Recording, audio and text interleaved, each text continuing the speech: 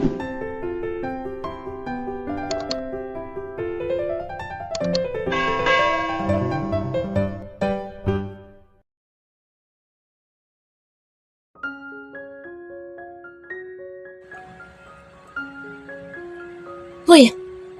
Halos mapatalon ako sa gulat nang bigla akong kalabitin ni Love habang pasimpleng sinisilip kong may tao na sa loob ng opisina namin. Nakahawak pa ako sa dibdib ng lingunin siya. Ginagawa mo dyan at hindi ka pa pumapasok? Tanong niya habang nakikisilip na din. Ikaw lang pala, kala ko kung sino na. Sabi ko habang nakahawak pa rin sa dibdib. Nagtatakang tinignan naman niya ako. Nangyari ba sa'yo? May tinataguan ka ba? Tanong niya na nakataas ang kilay at muling sumilip sa loob ng opisina namin na parabang makahanap niya ang sagot doon. Ha? Wala ah. Tanggi ko. Nanliit ang mga mata niya na halatang hindi naniniwala. Good morning sir. Sabay pa kaming napalingon ni Love nang may narinig kaming isang empleyadong bumati sa kung sino. Morning. Ganting bate ni Kiran dito. Nahigit ko ang hininga at agad na hinawakan ng braso ni Love at saka dali-daling hinila papunta sa tapat ng elevator. Agad akong nagpipindot doon para makasakay. Saan tayo pupunta, Hana? Takang tanong ni Love sa akin habang nilinga ang gawin ni Kiran. Hindi ko alam kung paanong sasagutin ng ayos ang mga tanong niya. Lalo na at inaatake na agad ako ng nervyos ngayong naririnig ko pa lang ang boses ni Kiran. Magkakapit tayo? Oo, treat kita kasi nung nakaraan. Hana? Napapikit ako nang mariinang marinig ko ang pagtawag ni Kiran sa akin. Nakita kong palapit na siya ngayon sa amin kaya ibinaling kong atensyon sa elevator. Kulang na lang ay sipain ko na iyon para bumukas na at nang makatakas na ako sa sitwasyong ito. Shit, bumukas ka naman na please. Bulong ko habang nagpipindot doon pero hanggang sa nakalapit na si Kiran sa amin ay hindi pa rin iyon bumubukas. Nakakainis. Bakit, Hana? Iniiwasan mo ba si Sir Kiran? Bulong ni Love sa akin. Nakagat ko lang ang labi ko at hindi nakasagot dahil nasa harap na namin si Kiran. May dala-dala itong 2 cup ng kape sa isang kamay. Where are you going? Tanong niya na sinulyapan pa si Love. Good morning Sir Kiran. Bati ni Love sa kanya. Tumango lang si Kiran sa kanya at ibinalik ang tingin sa akin. Magkakape lang kami sa baba. Sir. Halos magkanda buhol-buhol ang dila ko sa simpleng pakikiusap o pakikipag-usap ko sa kanya. Shiz, ba't ba ako nauutal sa harapan niya? Nakakunot ang noo niya dahil siguro sa ginawa kong pagtawag sa kanya. You don't have to. I bought your coffee already. Sagot niya at iniabot ang isang kape kay Love at ang isa ay sa akin. Wala na ako nagawa dahil wala na rin akong naihandang palusot para umalis pa doon. Nang ibaling ko ang tingin sa kanya ay titig na naman siya sa akin. Lalo lang tuloy akong inaatake ng kaba. Hindi sinasadyang bumaba ang tingin ko sa mga labi niyang natural na mapupula. Agad ako nag-iwas ng tingin na maalala na naman ang nangyari noong Sabado. Wow, Boy Scout si Sir? Komento ni Love at saka nilangon ako. Sige Hana. Una na ako. Andiyan na yung boss mo eh. Bye sir. Thanks po sa libreng kape. Paalam nito. Gusto ko pa sana siyang pigilan at saka alukin na doon na lang magkape sa opisina namin pero wala na akong pagkakataong gawin dahil ang bilis na niyang nakalayo sa amin.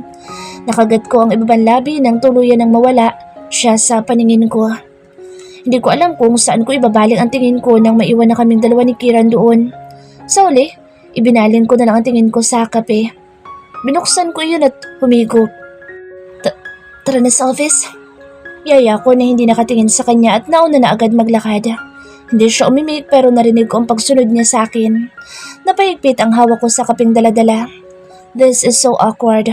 Oh my gosh. Mariing napapikit ako kapag naalala ko mga nangyari sa akin matapos niya akong halikan. Hindi ko alam kung paano ako nakauwi ng maayos noong Sabado pagkatapos niya akong halikan sa labas ng covered court. Hindi na nga ako bumalik sa loob at hindi na rin nakapagpaalam kay Rowan.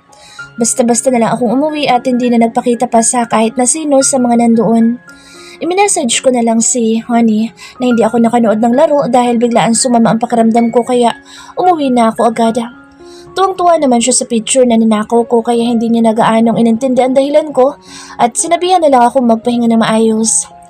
Kung alam mo lang kambal, halos wala akong pahinga dahil sa pinsan ng crush mo.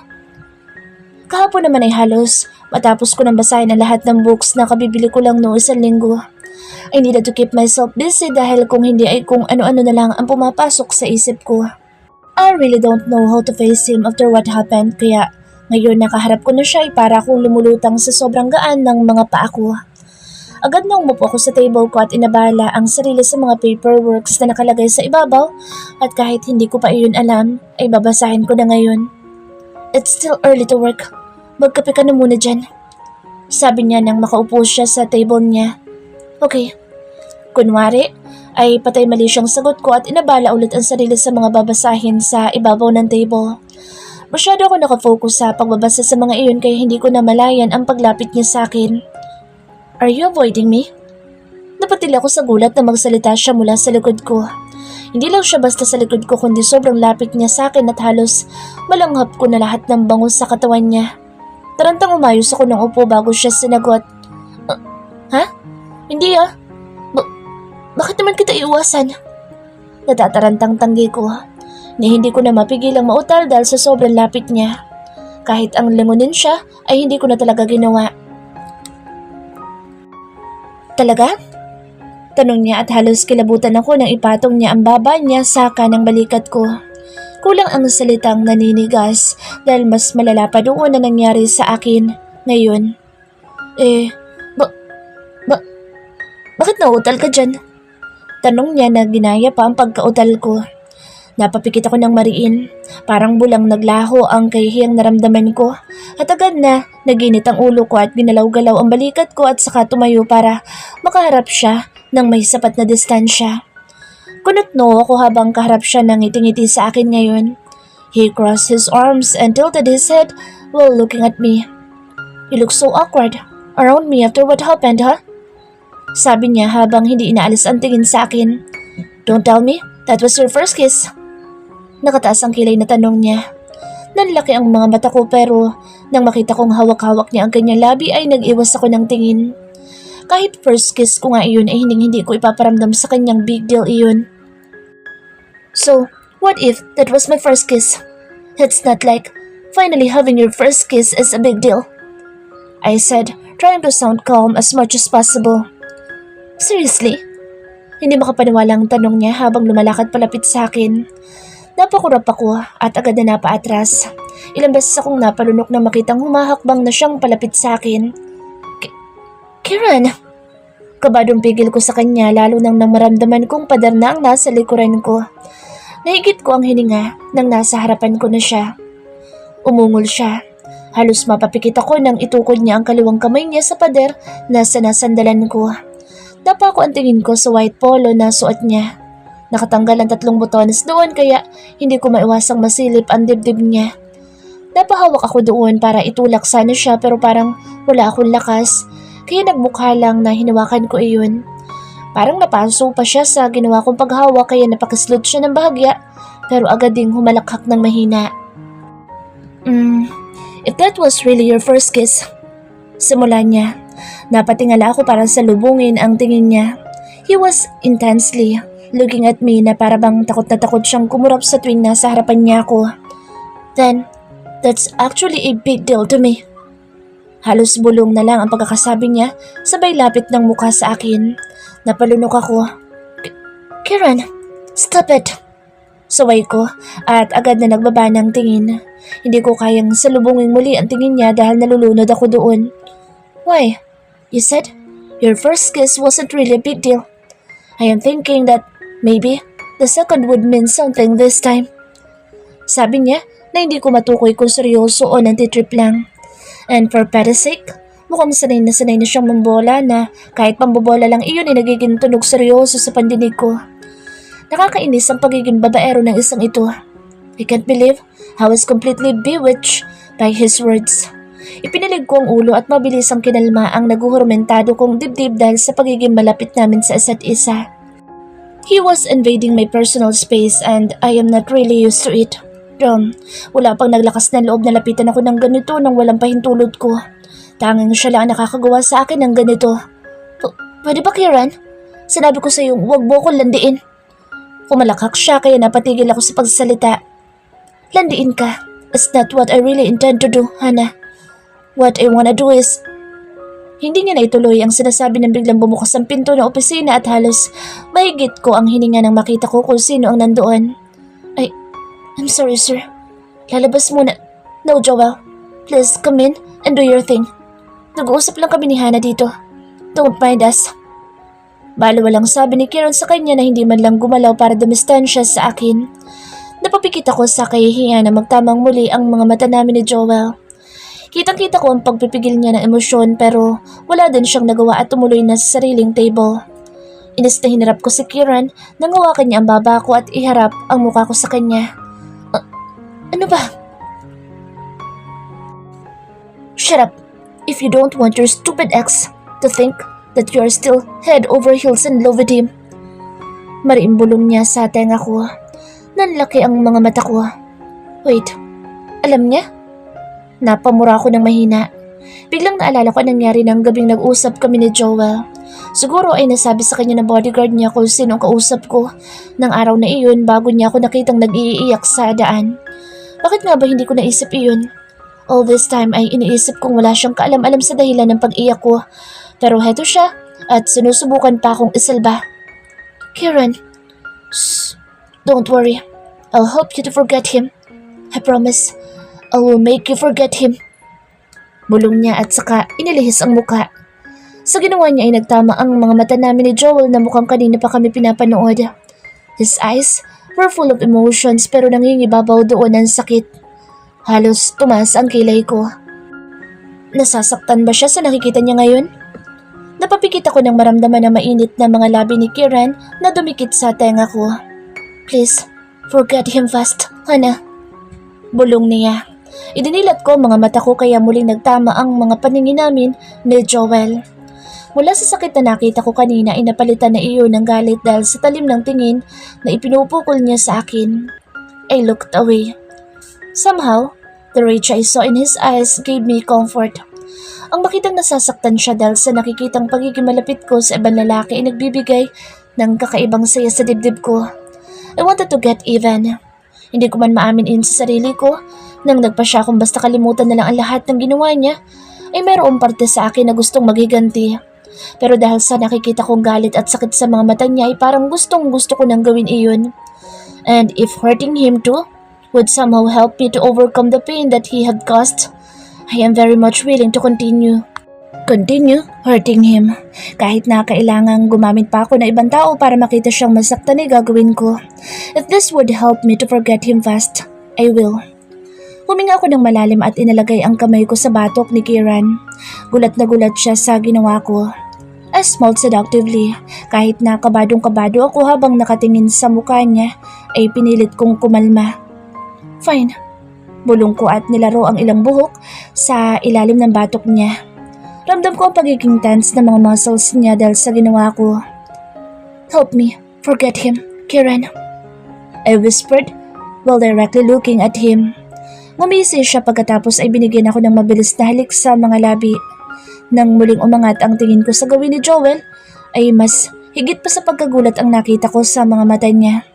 The rage I saw in his eyes made me happy. Lihim akong napangisi nang mabilis na tumalikod siya sa akin matapos mapuno ng galit ang mga mata niya. You done? Napakaslot ako nang bigla-bigla na lang nagsalita si Kieran sa likuran ko at ipatong ang baba niya sa balikat ko. Ang mainit na hininga niya ay tumatama sa leeg ko na agad nagbigay ng kakaibang kilabot sa buong katawan ko. Malapit na. Ipiprint ko na lang at ipafax kay Troy. Bakit? May ipagagawa ka pa ba? Tanong kong nanatili pa rin ang mga mata sa monitor. Itinagilid niya ang ulo habang hindi pa rin inaalis ang baba sa balikat ko. Gumalaw ako dahil hindi ako komportable sa posisyon namin. Isa lang napansin ko sa kanya nang pumayag akong tulungan niya ako para agad na makalimutan sa Joel. He was touchy. Kapag nalalapit siya sa akin ay hindi yata lalampas ang bawat sandali na hindi niya ako nahahawakan o di kaya ay sinisikap niya na parating madikit sa akin, which I am not really used to. Hindi ako sanay na mayroong palaging nakadikit o nakahawak sa akin. Noong naging kami nga ni Joel ay hindi rin naman siya touchy dahil siguro naaalangan at na-intimidate siya sa akin.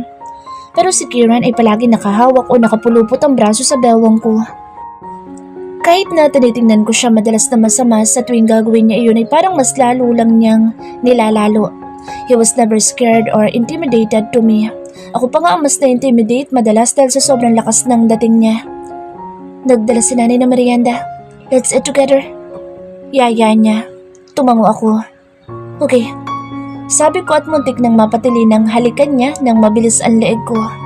Napaharap ako sa kanya at agad na pinandilatan ng mata at pilyong tumawa lang siya at mabilis na ninakawan ako ng halik sa mga labi.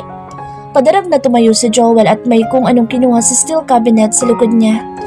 Napatingin ako kay Kieran at nabutan kong nakatingin din siya kay Joel at nang maramdaman ang titig ko ay nakangising tumingin sa akin habang kinikindat-kindatan ako. Nanliit ang mga mata ko at inabot ang braso niya at saka kinurot ng mahina. Sumusobra ka na. Mahinang bulong ko na inilapit pa ang bibig sa tenga niya. Inawakan naman niya agad iyon dahil agad na nakiliti. Nagpigil ako ng ngiti nang kumunot ng todo ang noo niya. I told you not to touch my ears. Reklamo niya. Napatawa ako at inarapan siya. Sa halos 2 linggong pakikipag-flirt niya sa akin, lalo na kapag nandyan si Joel, ay marami-rami na akong nalaman tungkol sa kanya. Likas ang pagiging malambing at maalaga niya, lalo na sa mga taong malalapit sa kanya. He hates power tripping. Kahit na ang mga bodyguards at driver niya ay ayaw niyang tinatawag siyang sir. He preferred them calling him by his first name. At sa halos 1 buwan na internship ko ay pinagtaka kong wala man lang ako nakitang babaeng kasama o idinadate siya.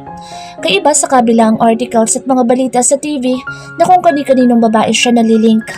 He's also a workaholic like my dad.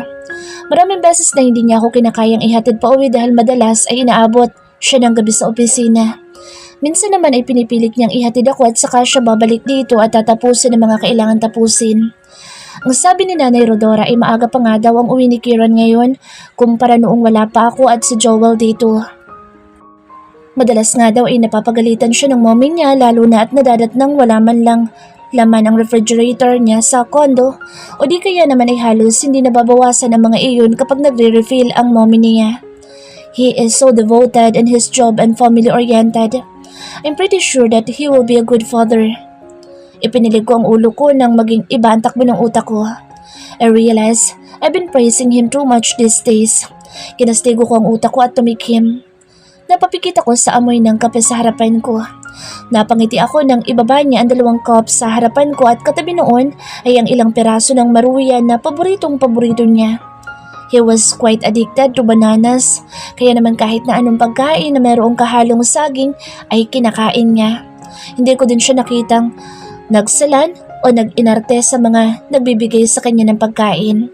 Madalas kasi may mga trabahante sila dito sa hotel na nagbibigay ng kung ano-ano na maliliit lang na bagay sa kanya. Hindi ko alam kung paano naging ganoon siya kalapit sa mga taong hamak na mas mabababa ang estado ng pamumuhay sa kanya. Ang sabi ni Love ay mayroon pa daw na pagkakataon na napagalitan siya ng tito niya dahil pinatuloy niya sa ilang mga kwarto sa hotel ang mga street childrens noong kasagsagan daw ng malakas na bagyo. Ilang customers daw ang nagreklamo nang nakita iyon kaya nakarating sa tito niya at pinagsabihan siya. Sa tuwing mapapadaan tuloy ako sa overpass, sa labasan, ay siya ang naaalala ko kapag nakikita ang mga batang walang matirhan. Napatingin ako sa kanya nang makita kong sarap na sarap siya sa pagkain nung maruya na nasa harapan niya. Hindi ko tuloy maalis ang titig sa mukha niya. Isa din iyon sa nakaka-turn on na ugali niya. He's full to rich but he is eating something like this. Napangiti ako nang maalalang nahuli ko siyang sinasaway ang isang bagong hard na bodyguard niya dahil naabutan niya itong kumakain ng kwek-kwek at hindi man lang daw siya inalok. Sa huli ay nakitusok siya ng isa at parang batang isinubo ng mabilis.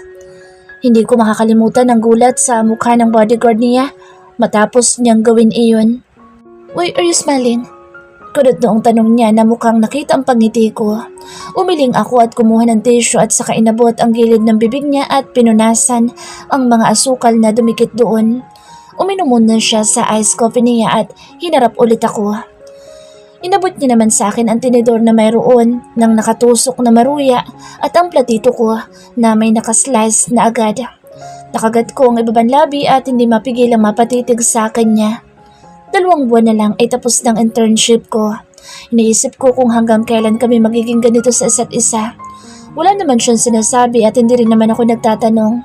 The only thing I knew and I am aware of is the fact that we are doing this to show Joel that his presence don't affect me anymore. Na habang tumatagal ay lalo lang nagpapagulo sa isipan ko. Nalilito ako sa nararamdaman ko. Minsan ay hindi ko na naiisip na palabas lang namin ang lahat ng ito dahil natural lang na nangyayari ang lahat.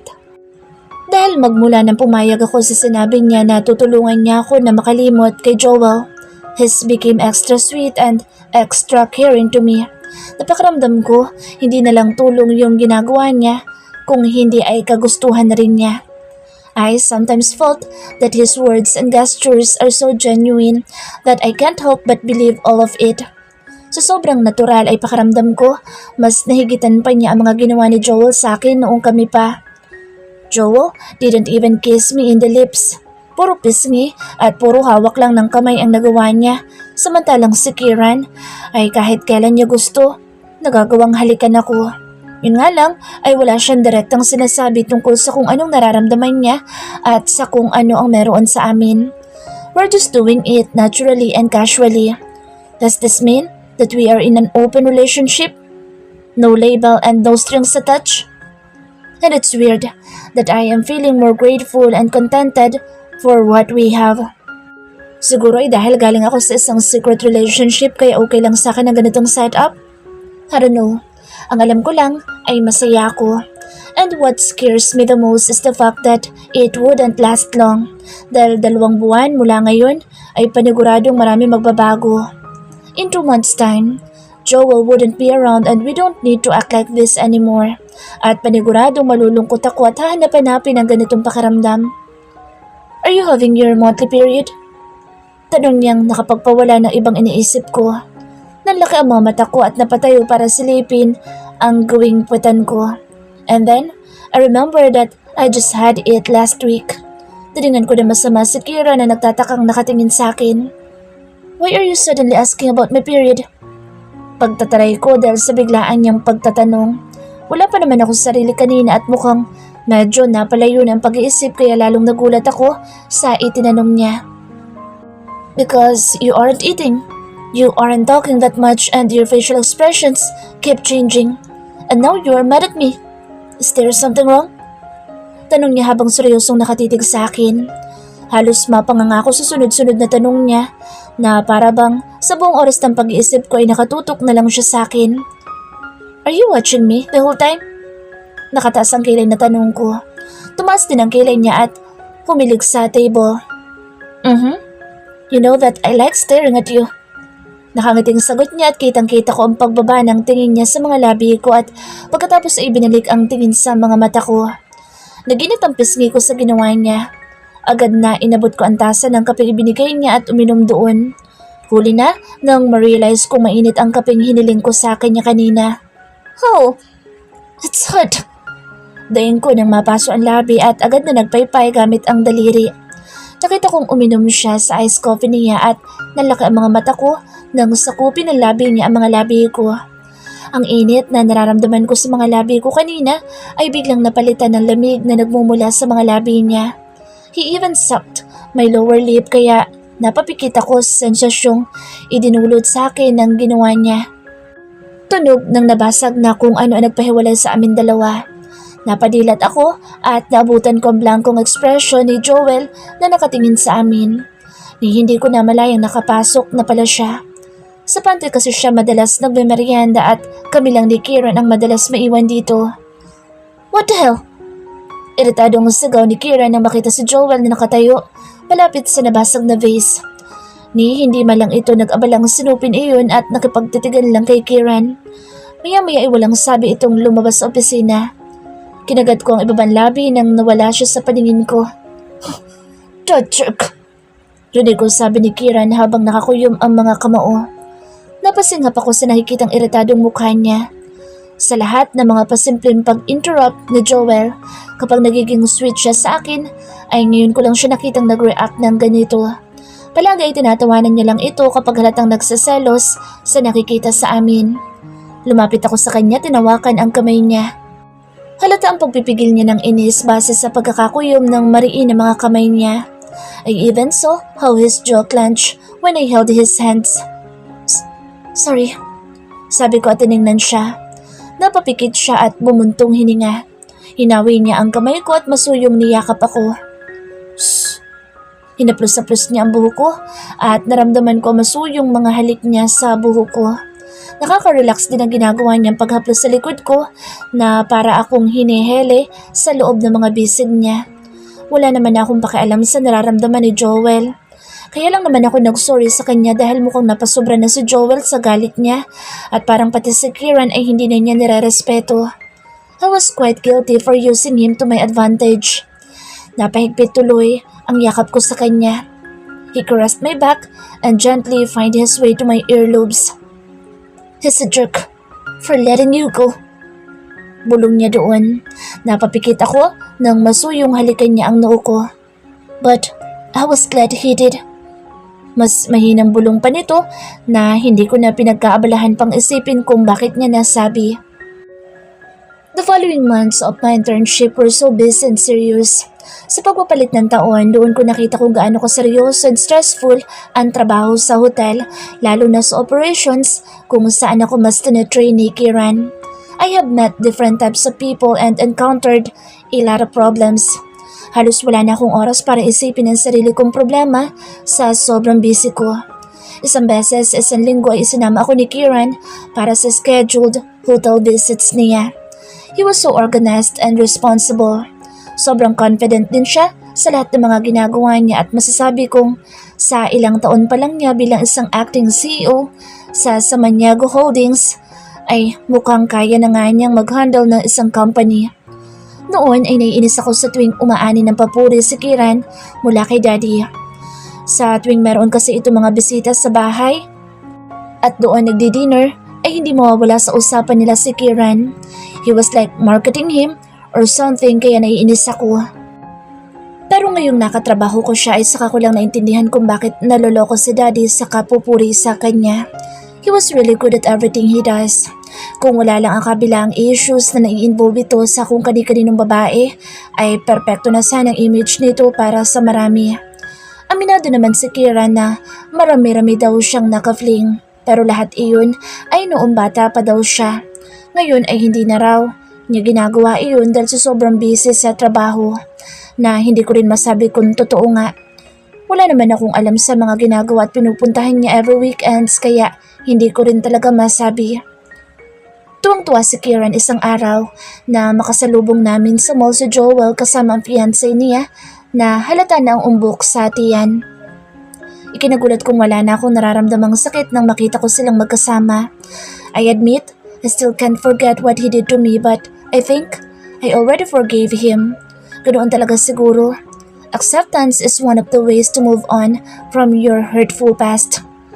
I said thank you to Kieran one time pero ang sabi niya ay hindi iyon dahil sa kanya. Nangyari iyon dahil gusto ko makalimot at dahil ginusto ko magpatawad. Medyo naguguluhan lang ako nitong mga huling araw dahil madalas ay iritado siya lalo na kapag pinag-uusapan naming magaling siyang mentor dahil kaya kanyang tulungan mag-move on sa loob lang na isang buwan. Inasar ko pa siyang dapat ay gawin na niyang sideline iyon, total ay sanay naman siyang makipag-flirt. Halos kalahating buwan akong nag-train sa marketing at finance, kaya mas napalapit din sa akin si Boris.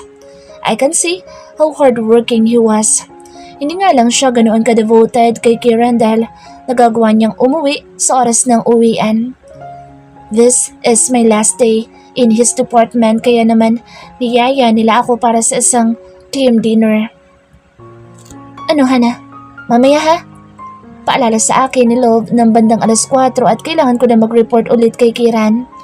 Tumatawang tumango ako dahil kanina pa siya paulit-ulit na nagpapaalala. Oo, sasama ko. Nakapagpaalam na ako kay Mommy. Kumindat ako sa kanya. Tumaas ang kilay niya at saka lumapit para bulungan ako. Huwag kang magpapakabusog sa ulam sa office niyo. Baka hindi ka makakain mamaya. Pili ang bulong niya na ang tinutukoy ay si Kieran. Tumawa ako at pinalo ang braso niya. Sa halos kalahating buwan ko sa department nila ay lalo ko napagtanto na sobrang daming humahanga kay Kiran. Kahit ang mga simpleng empleyada ay lihim na nagkaka-crush sa kanya. At ang mas nakamamangha doon ay hindi sila sa physical na anyo nito humahanga, kundi sa ugali nito bilang boss. Ang iba ay mukhang nalulungkot na kaagad dahil marami nga nagsasabing iiwanan niya ang Samaniego Holdings dahil sa YS na siya magpo-focus. Wala pa naman sinasabi si Kiran tungkol doon pero nitong mga huling linggo ay masyado siyang busy at kung saan-saan pumupunta para sa mga seminars and meetings. At dahil nga dito ako sa department nila Boris halos naglalagi ay madalas din siyang pumunta dito. Lalo na itong mga huling linggo. Panay ang punta niya dito. Kaya panibagong chismis ang kumalat na naman sa media.